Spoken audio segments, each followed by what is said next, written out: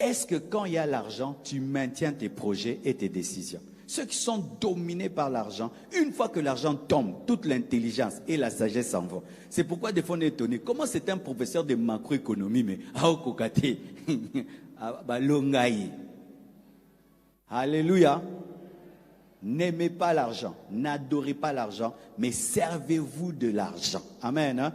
Utilisez l'argent pour Dieu, pour les autres et pour vous, mais ne soyez jamais dominés par l'argent. Et j'ai remarqué ceci, que les hommes qui ont l'argent et qui ne sont pas dominés par l'argent, Dieu leur donne encore de l'argent parce que Dieu encourage cette attitude et ces personnes ne se comportent plus comme des propriétaires mais comme des gérants parce qu'en soi, nous ne sommes pas propriétaires de notre argent mais nous sommes gérants de notre argent. Est-ce que tu te comportes comme un gérant de ton argent?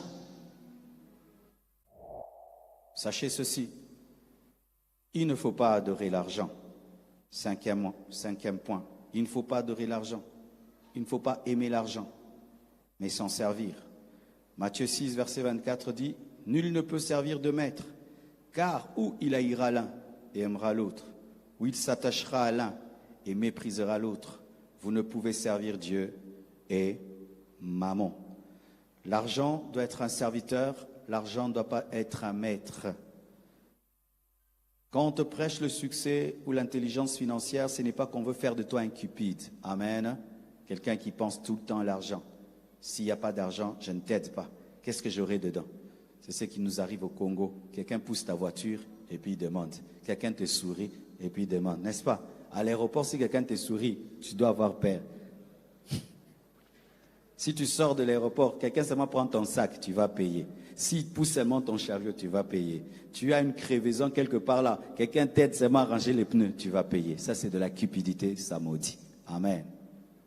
Ce n'est pas le plan de Dieu que nous puissions être des adorateurs de l'argent. Où tu penses à l'argent, tu rêves l'argent, tu ne parles que de l'argent. Non, nous parlons de l'argent pour vous équilibrer. Amen. Parce que lorsque tu n'es pas équilibré dans ce domaine, tu ne vivras pas totalement le plan de Dieu pour ta vie. L'argent ne doit pas te contrôler. L'argent ne doit pas te diriger. C'est Dieu qui doit te diriger. Lorsque tu aimes l'argent, lorsque tu adores l'argent, tu deviens un idolâtre. Et quand tu deviens idolâtre, automatiquement, tu deviens l'ennemi de Dieu. Comment je peux faire pour avoir l'argent sans tomber dans l'idolâtrie? Il n'y a qu'un seul secret. Il faut beaucoup aimer Dieu. Ceux qui n'aiment pas beaucoup Dieu finissent par adorer l'argent. Parce que l'argent a un pouvoir. L'argent a une puissance. Une fois, nous sommes allés quelque part. Il fallait qu'on achète quelque chose pour l'église. Et on parlait. Les gens parlaient beaucoup autour de la table. Mes frères, on a pris seulement l'argent.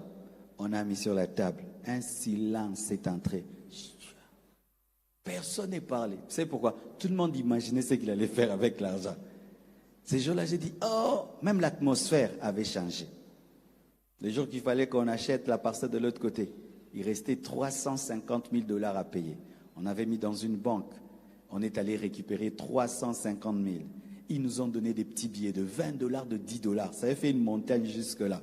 Frère, quand on a pris cet argent-là pour commencer à payer, la banque a bougé. Mais j'ai dit, mais ce sont des papiers. Non, ce ne sont pas des papiers. Il y a une puissance derrière. Et si tu veux vaincre la puissance qui est derrière l'argent, tu dois être dominé par Jésus. Si tu n'es pas dominé par Jésus, l'argent va te détruire. L'argent va te détruire. Il y a des promesses que tu peux faire à Dieu maintenant, sans argent. Si l'argent vient, la promesse va sauter. C'est pourquoi il faut que Jésus soit enraciné bien dans ta vie avant que l'argent ne vienne. Sinon, tu vas adorer l'argent. Surtout pour toi qui n'as jamais vu des grandes sommes. Tu ne te connais pas. Tu risques de te découvrir. Il y a un homme de Dieu qui avait dit, si on lui donne $1 million, la première chose qu'il va faire, il va louer un hôpital. Il va demander qu'on lui injecte le somnifère, qui dort même une semaine. Pour que, de peur que quand il va se réveiller, qu'il commette des bêtises. Et pendant une semaine, on intercède pour lui. Mais tu sais même, tu dis, oh, est-ce que tu as déjà vu ça? Pierre a dit, Jésus, moi, je ne te régnerai jamais. Il n'avait jamais vu la mort. Quand la mort l'a frôlé, il a dit, ne dis pas, frère, moi je vais tenir. Prie que Dieu, dis, Seigneur, aide-moi. Frère, dis, Seigneur, aide-moi. Mais regardez, les familles se divisent pour l'argent. Papa meurt. Vous entendiez, frères et sœurs, quand seulement papa meurt, l'héritage là pour la parcelle, les gens se haïssent et se trahissent pour la parcelle de papa. Ce n'est même pas toi qui as travaillé. Pour la parcelle de papa, les gens se trahissent, se haïssent. Les gens d'une même famille s'amènent au tribunal. Alors, comment tu vas savoir que tu as la victoire sur l'argent? C'est lorsque tu peux donner l'argent. Les gens qui ne donnent pas, vous êtes des cupides. On reconnaît qu'un homme domine quelque chose lorsqu'il peut s'en débarrasser. C'est lorsque tu entends les ordres de Dieu sur l'argent et tu fais. Quand Dieu te dit donne, est-ce que toi tu donnes? Quel est ton record d'offrande depuis que tu es chrétien? Si on peut parler de record, tu as déjà donné à Dieu. Quelle est la plus grande somme que tu as donnée à Dieu dans ta vie? Et maintenant, qu'est-ce que tu t'es déjà donné à toi-même? Maintenant, compare. C'est quand tu sauras si tu as vaincu l'argent. Encore, est-ce que quand il y a l'argent, tu maintiens tes projets et tes décisions? Ceux qui sont dominés par l'argent, une fois que l'argent tombe, toute l'intelligence et la sagesse s'en vont. C'est pourquoi des fois on est étonné. Comment c'est un professeur de macroéconomie, mais Alléluia. N'aimez pas l'argent, n'adorez pas l'argent, mais servez-vous de l'argent. Amen. Hein?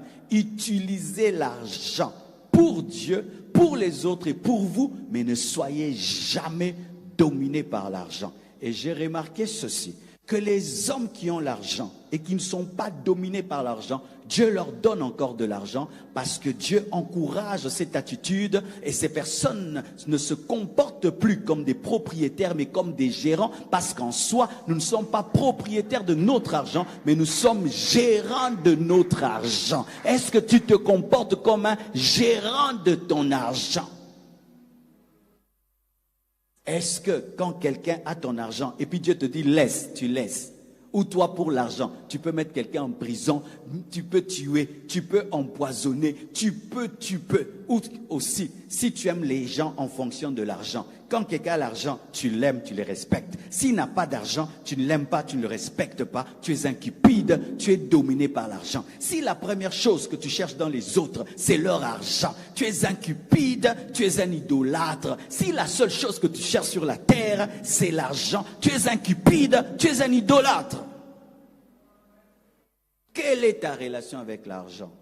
Tu penses que Dieu peut bénir quelqu'un qui va adorer maman? Jamais. C'est pourquoi Dieu te teste. Il te donne 10 000 $, tu ne penses qu'à ça. Tu n'arrives même pas à dormir. Il y a des gens comme ça. S'il a l'argent à la maison, pour nous assister. Tu fermes la porte 10 fois. Parce que tu as l'argent. Tu n'as pas la paix. Alors que la bénédiction de l'Éternel enrichit et ne se fait suivre d'aucun chagrin. Que Dieu vous bénisse abondamment.